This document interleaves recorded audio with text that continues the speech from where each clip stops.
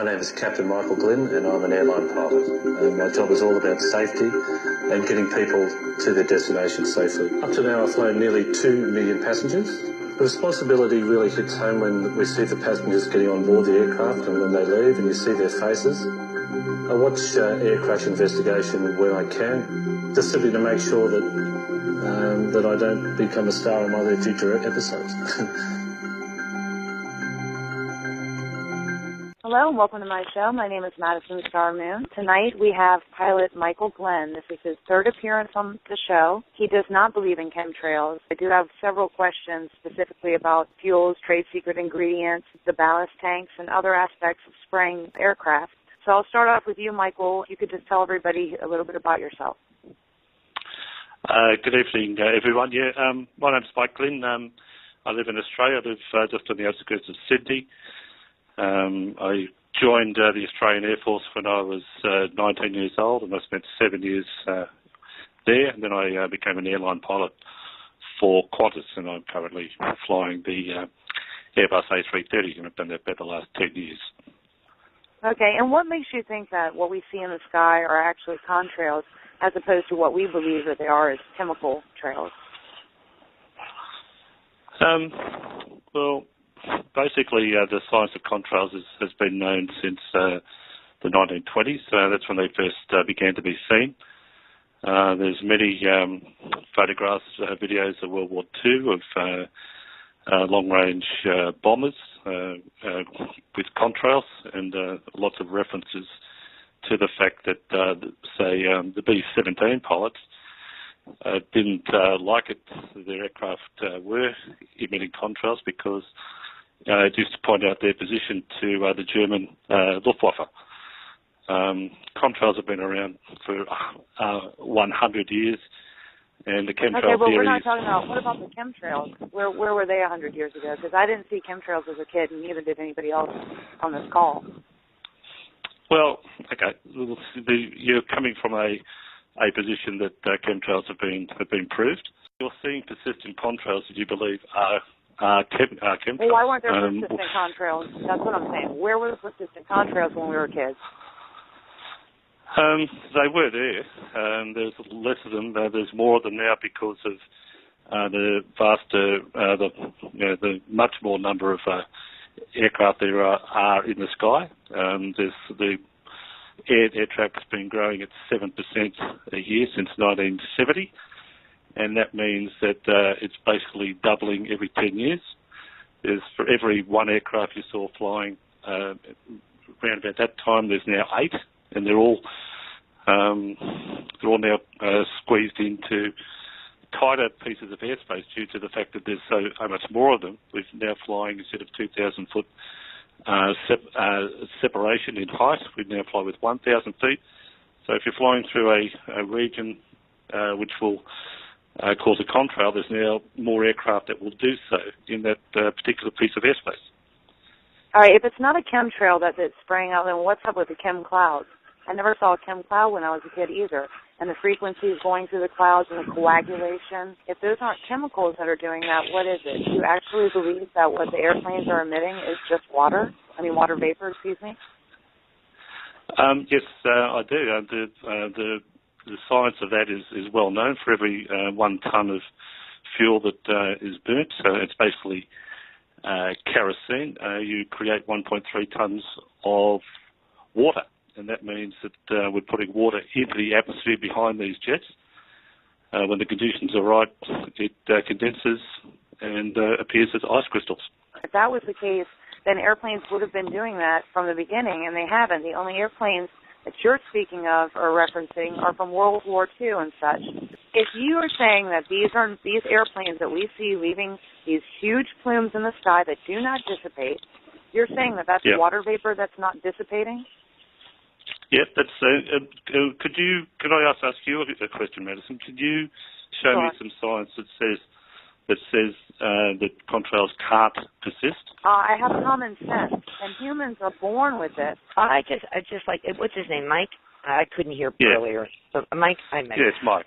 Mike, have you ever heard of a military program? Actually, one is at an Australian link that I'm looking at right now. It's been out for quite a while.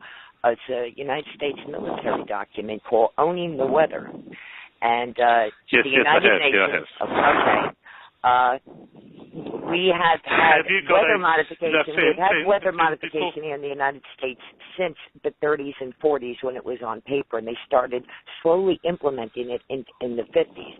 Now, the United Nations has admitted that there is a global joint effort with Switzerland, with Germany, France, the United States, Australia, to where they are they're using this as saying that they're combating global warming. But regardless, this is all proposed. Okay, this is all proposed. It's not actually. But it's not proposed. These are documents here at military. Are you talking about cloud seeding, or are you talking about geoengineering? Well, we don't know what they are. We call them chemtrails. They're two very different things. If you're talking about weather modification, that is cloud seeding, and that has been going on since the 1940s, and that's stopping silver iodide or barium and into aluminum. clouds. No. There's silver iodide or dry ice into clouds to try to create rain or stop rain. Okay, that is ways of modification. That's got nothing to do, absolutely nothing to do with geoengineering. They take place or geoengineering is proposed to take place in the stratosphere. Okay, the high stratosphere. Michael, the last time you were on the show, PK actually asked you if you believed geoengineering was happening now. What is your answer now? Yeah. Do you believe? No, it's not. Do you believe it's happening now? Not at all. Nope, not Our at own all. Government admits it's happening. I will tell you why. I will tell you why. Because it's proposed to take place in the high stratosphere where aircraft cannot go. It's supposed to take place at 40 kilometres above the Earth's surface. What are the planes doing that we are witnessing? What are those planes doing? Contrails. They completely cover the entire sky. Okay, well, let's just say they're contrails. Okay, we'll go along with that for a second. The sun needs to break through. We need to get the vitamins from the sun. Do you agree to that? Yeah. Look, I'm not saying there's no downsides. I'm not saying there's no downsides to contrails, but they are contrails. Right. But also, I mean, what about the nozzles that the stuff is being sprayed from? I mean, are you going to say that every single video and every single footage that we have viewed is just fuel dumping? I mean, we've seen these things go on for 5 minutes. Is that a standard practice of pilots to fuel dump for 5 minutes? You can dump fuel for up to an hour. So I would like you to read the disclaimer on the front of that document, okay? And you read it out to everyone what that disclaimer says about it's not official U.S. policy. It was written by a guy who is going through staff college, and it is a thought exercise, okay? Could you do that? We know what they're doing. We know that they are breaking laws left and right. It is not legal to spray anything over the public.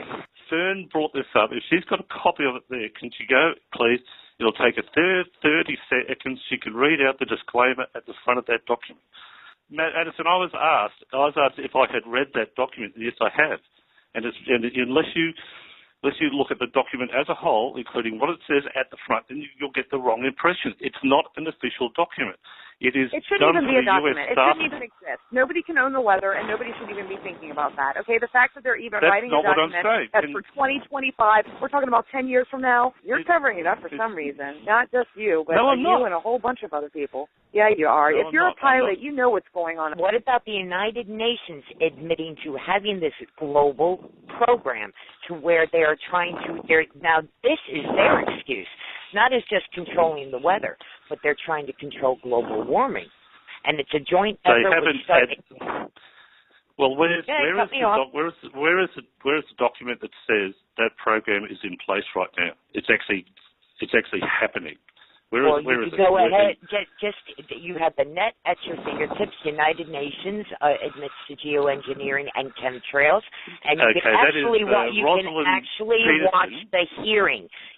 I'm not talking about the stuff people put together. You can actually watch the hearing. What is a normal jet emission, considering that now we're on to JP8, trade secret fuel ingredients, that stuff that the EPA doesn't even know about. What's in that stuff? I mean, you're saying it's water vapor. What's really coming out of the engines? And we're not even really worried about what comes out of the engines. To tell you the truth, we know it comes out of nozzles that's being sprayed. But go ahead with what's in the fuel. Okay. The emissions, normal jet emissions are for every tonne of fuel you burn, you get about 3.5 tonnes of carbon dioxide.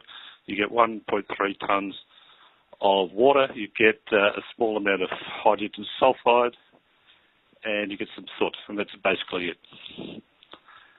I mean, what about the trade secret ingredients? What are they? You don't know what they are, so don't pretend like you do. Okay, I do know that if they are there, and the JP8 is used by the USAF, okay, it's there to probably keep their engines cleaner. It's in very small quantities. We're talking about parts per million, because you cannot put large additives in fuel and still guarantee performance. And so you're talking about small trade secrets that they don't want the bad guys to get, because it makes their engines run better. Huh? Yeah, little secrets, right? Mm-hmm. You're talking about small amounts. Okay. What about also aircraft that, like the stealth bomber, that's not even supposed to produce a contrail, and here we have them with these ginormous chemtrail plumes. And my friend Jim, he took photos himself of a bomber, stealth bomber producing chemtrails. Why wouldn't it be? Can you explain to me why the B-2 wouldn't create a contrail? The whole point of it would be that it would be incognito, right? No, but they fly at altitudes where they know that they won't have contrails, because they can't with stop chemtrails coming out of them? There wasn't a contrail. It was a chemtrail. A huge, ginormous chemtrail plume. Can we get away from contrails? We'll just call all them trails. I call them contrails. You call them chemtrails. You can't prove they're chemtrails. I can prove they're contrails, but anyway, because I've shown you, Madison, you can't prove videos of me flying inside them. What air goes into an aircraft when you're flying? Comes from the outside. Is that a pressurized cabin? It's pressurized through the compressors, the air compressors in the engines that draw in air. That is then bled off before it gets to the combustion chamber. That air is not burnt. Okay, it's called a bleed air system. It then comes into the cabin and is controlled by outflow valves at the back. It lets out a certain amount of air, which keeps the pressure in the aircraft. That's just what well about known. The chase plane? Okay, that's fine. What about the chase plane? Well, I'm saying, how are the pilots surviving that? The pilot that's in the chase plane, following behind the emissions, collecting them. How do they not die? Because all it is CO2 and water vapor and a bit of hydrogen sulfide. That's all. It's not much. Okay, you can breathe that. It's a stupid argument, because you're saying that a pilot inside of a chase plane can just be breathing in all of the fumes coming up from the exhaust, and that's what they're testing, the contrails for the toxic emissions. I've shown you, and I'm happy to I'm happy for you to show the link of me flying inside what you call a chemtrail for hours, and I'm breathing that air. Okay, I am breathing that air. I don't believe you're breathing that air. I do not believe that you are breathing that air in. That's my point. Well, where is the air? Where is the air I'm I don't know. I don't build breathing? Airplanes. I don't fly for Qantas. I don't know this information. I've told you. Okay, okay, we'll look up bleed air systems and pressurization. It's exactly how I told you. It comes through the engine, gets compressed, and then it goes into the cabin. Okay, what you about breathe the Agent it, Orange it goes pilots out the back. in Vietnam? How did the Agent Orange? I just want you to explain this to me, and I will understand. How did Agent Orange pilots not die from the emissions that they were flying back and forth spraying? Because they were spraying it out the back. They weren't spraying it in front of them. They were spraying it out the back, and they were doing it at low altitude. They were doing it just above the trees. And they will see the photographs of those spray operations. They were flying generally in a line. It's called an echelon. They weren't breathing in the fumes of the aircraft ahead of them. They were flying beside them. So they were doing it at about 100 feet, getting as close to the trees as possible. It's got nothing to do with what you're seeing above you at 35,000 feet. So is that what technically a chemtrail plane could do? Yeah, but if you're going to be geoengineering, then it's got to be done in the high stratosphere. We're talking about 40 kilometres high. We're talking about 120,000 feet, which is three times what I fly. Okay? So you wouldn't even see it. Okay? If there was an aircraft that could do that, and there isn't one. They don't have the technology to do geoengineering as planned by people like David Keith right now. They've already been doing it for about 15 years. I mean, who knows how long they've been doing it. They don't have the technology to do geoengineering as planned by people like David Keith right now. They've already been doing it for about 15 years. I mean, who knows how long they've been doing it. Like, I know that you're a pilot and everything, and you worked for the Air Force, all this stuff. You know about the document that they just mentioned, everything. And also, one thing that you said was correct, that cloud seeding and geoengineering are not the same thing. Planes emitting dry ice, stuff like that, silver iodide to form clouds or to cause rain, stuff like that. It's completely separate from the geoengineering. Correct. Also, you said that planes have been spraying since the 1920s. You got photos of that. We actually, over in America, we've been doing this since 1923 from aircraft. Back in the 1950s and 60s, we had an artificial sulfate atmosphere formed by geoengineering when the Central Intelligence Agency was afraid of global cooling. It's it's the same thing. Mike, can I just ask you how is that done when we don't have the technology to do it now? Okay, if it's geoengineering is supposed to be done in the high stratosphere within 30 Michael, degrees. Do you believe that? Hold on, Michael Glenn. Do you believe that you actually know all the technology that our governments and the elite and whoever else has? That is so no, but I've read. You. They're at least 100 years ahead of us, 1,000 years ahead. We don't know. Well, what I've done is I've read the geoengineering proposals, okay, and I've noted what they say. These are guys like David Keith, Ken Caldera. What they want to do is they want to spray sulfates or aluminium oxide into the high stratosphere. Okay, so I'm going on what's actually been written. Now you can point to some super technology that no one knows about. I'm dealing with the actual proposals. Okay, and they are specific. They have to be at 40 kilometres above the Earth, within 30 degrees of the equator, or else it just won't work. Okay, but what they're proposing simply won't work. Now, if you can show me how that's being done. Trust David Keith? Did you actually think that we trust these geoengineers? No, they're not proposing this. They are actually just outlining what they've been doing, and they're trying to get us to accept it and put it in the law. Well, can you tell me an aircraft that can fly at 40 kilometres above the Earth? Can you point one out? Because I can't, and I've got almost 20,000 hours flying, okay? Can you point me out an aircraft that can reach that altitude and carry a load up there? Madison, they are easily identifiable on Flight Radar 24.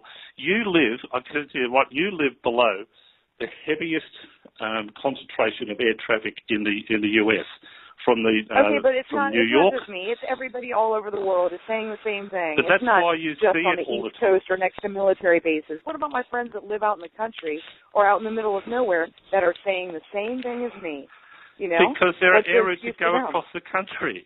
Okay, it's just jets flying back and forward carrying passengers. Of course it is. Condensation trails cannot form below 50,000 feet.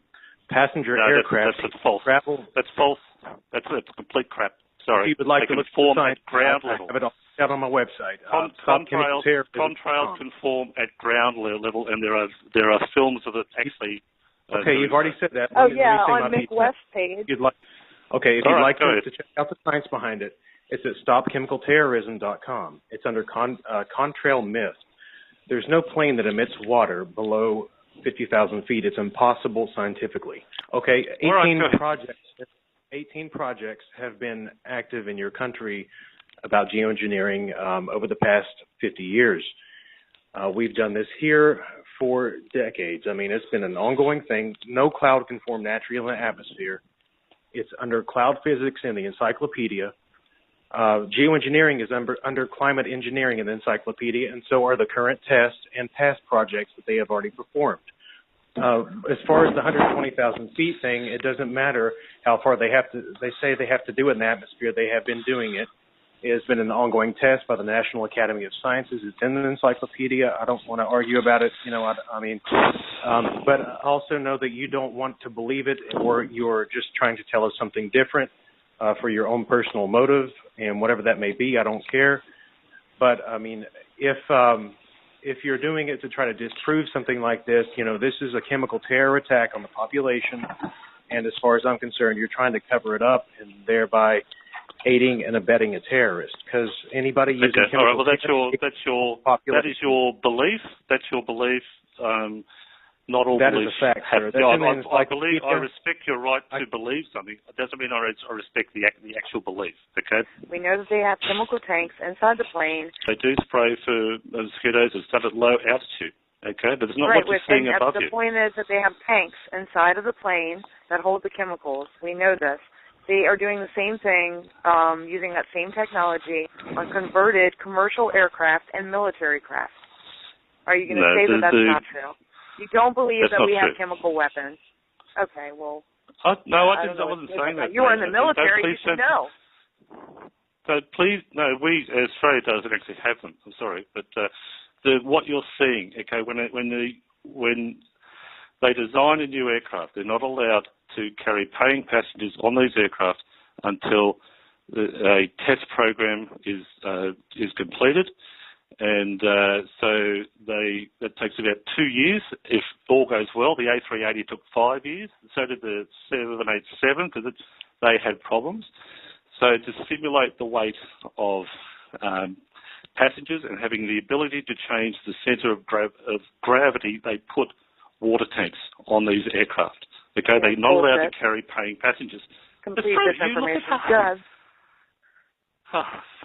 Why is that bullshit? Can you think of a better way to do it? It's complete crap.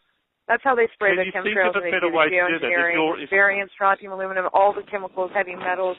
Who knows what else, biological material, Morgellons, and everything else that they're doing up there. For you to sit here and deny it and just say that it's water vapor. Because I know the truth. And I know that planes are spraying, and they have to have the materials that they're spraying somehow, and it is with tanks, and it is happening, and the plumes are not dissipating. It's not water vapor. I mean, I was hoping that you would have at least something that would clarify these issues for me and make me. But I have, but you don't believe a word I say. That's just the problem. No, because you don't haven't believe a word I say. My question. But what about I have, but I haven't. I asked you about those. I have. The chem clouds, I've shown you videos of me flying in chem clouds. They're normal cirrus I'm clouds. talking about where were the chem clouds 10, 15 years ago? They didn't exist. Go and have a look at... Like well, go and have a look at the movie Patton. There's which was filmed in 1970. There's in one of the scenes where Patton is directing a tank, there's a contrail in the background. Now, you've got to tell me that someone has been going around and getting all the copies of that movie and putting in a contrail. Bullshit. That's total bullshit. Maybe it was a contrail. Who knows how long they've had this technology? Who knows where they've tested it before? It's a thing called predictive programming. They do put stuff in movies and stuff ahead of time to get you desensitized. What year was that movie again? I mean, this is a huge operation that's been planned for many years. This is what you guys do. We show, you say, it started in 1995. We show you contrails from 1950. Then you say, it must have started in 1950. Show me some pictures of you, Michael, with a contrail. Show me some pictures of you 10, 15, 20 years ago with some contrails. I've looked through all my photos. Russ Tanner looked through all of his photos. I can't find a contrail or a chemtrail in any of them. That doesn't mean they weren't there. And all the sky, I looked at every single sky from all my videos, from all my vacations. Excuse me? How old are you? So you've had I'm not telling you any personal information about me. You got to be crazy. My point is, there were no contrails, and there were no chemtrails, sir. Okay. The point is, I'm old enough to know that I haven't seen a chemtrail when I was a kid. It wouldn't matter if I was 20. You haven't seen a chemtrail now. You're seeing contrails. Oh, my God. I haven't seen a chemtrail when I was a kid. It wouldn't matter if I was 20. You haven't seen a chemtrail now. You're seeing contrails. Oh, my God. Okay. You haven't seen a chemtrail. I would like to give whoever else has managed to make it through this recording a chance to say something. Could I just point out something? Okay, you asked me to come on, and that doesn't mean that I have to believe or confirm what you say. You asked me knowing that I have knowledge of contrails and aviation, and you wanted me to tell you, for some reason, why you were right when I know you're wrong, okay? So just, can you not... No, I just wanted you to give me some kind of evidence proving that they were actually contrails as opposed to chemtrails, but all your evidence is just your words saying, I fly through them all the time. You're probably flying through chemtrails. Madison, I've shown you videos of me flying inside chemtrails, and I live, okay? And I'm happy for you to post a link of what I showed you. I'm happy for you to put that on your website, on your Facebook page, and you let everyone else decide. You also need to make sure that everybody knows who you're representing. You are a metabunk, and I'm not going to use the word, but you know the word, and you are one of their, I'm not going to put you down right now. You know what I'm saying? It's too easy, but you are a metabunk person. So, I mean... Yes, because you know why. You refuse to look at our evidence, just as you say that we refuse to look at yours. I've looked at all of it, okay? And the little people like us that try to get help through government agencies are just shut down every single turn. We all report this to the authorities. Well, no one will investigate it. The people with the money won't investigate it. Look, this is what I would do. I will do for you. If you can raise the cash, you get all of your friends and all. You can raise the cash for a couple of trial flights. I will fly over there, and I will fly an aircraft into the contrails for you. Whilst you take all the measurements and all that. That's what you need. If that's what you want to do, I will do it. You want me to start a GoFundMe for Michael Glenn to be our chemtrail tester? No. This is for you. I will fly the aircraft. I will do that for free. Okay, you won't need to pay a pilot. I will do that for free. I will fly over there. Hey, Michael, they actually already do that at NASA. They actually do aerosol testing right now at NASA. They have Global Hawk UAV to do that right now. And if your plane is emitting... Do you have the results? You can go to NASA.gov for that. But if your plane is emitting something, I don't know what's wrong with it, but, usually we get smog checks for that kind of stuff because United Airlines, American Airlines, and Delta don't have that same kind of problem. We can see passenger jets flying over at 40,000 feet all the time, and we don't have a problem with them spraying stuff in the sky. So it seems when those planes aren't on radar, like the drones, then we have a little problem with them leaving a large trail behind them that really smells like sulfur for some reason. If you'd like to learn the rest of it, sir, you can go to stopchemicalterrorism.com.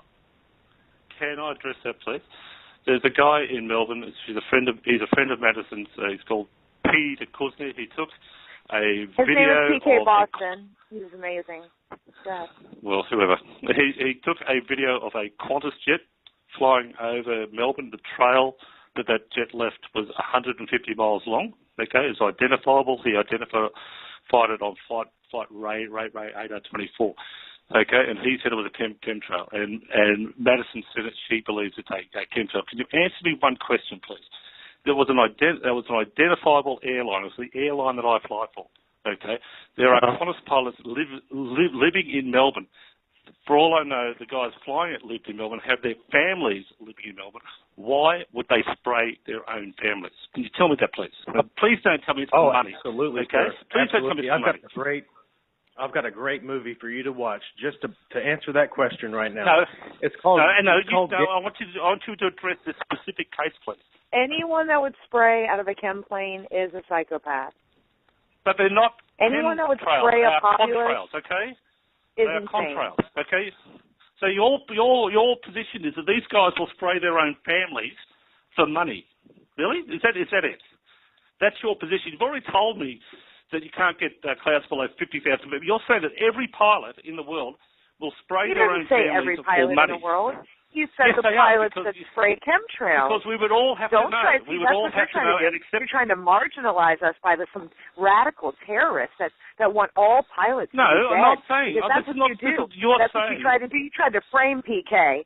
You and your friends tried to frame him with that newspaper article. Madison, can you answer the question? Do you believe that all airline pilots around the world, because we'd all have to know about this, we're all happy to spray our own families because we're getting paid. You're the one that's putting the word all in there, see? Well, we have to know. Not all airline pilots are doing it. That's the whole thing. No airline pilots are doing it. We fly in this shit, okay? We fly in this, okay? So we'd have to know about it. We're being bombed with aluminium oxide. It's going to affect our engines, it's going to affect our windscreens. We'd have to know about it, okay? Wouldn't we? We Wouldn't think you do so know you're about saying it. That's our point. That's why you're on this show right now. No, to answer the question, your position is that since we all know about it, then we're all happy to spray our own families. That's your position, because if that's what you believe, you're mad, okay? Actually, the people that do it, no way. We're just normal people here trying to get some clean air, So 40% of people don't die from air pollution from people that spray stuff out of the back and call it water when they're burning fuel and pollution. Kind of stuff like that. Or maybe emitting stuff like sulfuric oxide for global warming. You've shown you've got no idea. You don't know what comes out the back. You've got no idea. I've told you what comes out the back of a jet engine. It's carbon oxide. You think it's water and water vapor. You think that water is coming out of the back of your plane, sir? Go and look up the chemical reaction for when you burn kerosene, okay? And it will show you CO2 and H2O. Do you know what H2O is? It's water. That's hydrogen the byproduct. Comes out of the back of kerosene. There's a small, minute amount of hydrogen that comes out of the back of planes when you burn kerosene. It combines with the oxygen in the burning process. It's H2O. Exactly. Okay, that's water. That's water. You know how much available oxygen is up past the point in the atmosphere where you would have to see some water coming out of that thing when it mixes. There is 18.7% of available oxygen at 50,000 feet in the atmosphere. There's not that much up there. You would see a tiny bit of water, sir. You would never see a trail form from a passenger plane. And plus, they don't fly that high. That's the whole Michael, point. United Airlines, American Airlines. Before you come back, all of these you actually go and look up the. You actually go back and look up the chemical reactions and find out. Just it's easy to do. I've already got it written out on my website, sir. You can look it up anytime. Look, there's stuff on there will show me flying in what you guys call chemtrails. If you can explain it in terms of how the hell I'm still alive, I think that's your main problem. That's what I wanted you to explain to me on this show. I did. The air comes from outside, but you didn't. No, are you wearing a gas mask when you're flying? No, I'd fly for anything up to 10.5 hours. I'm not going to wear a gas mask or an oxygen mask, okay?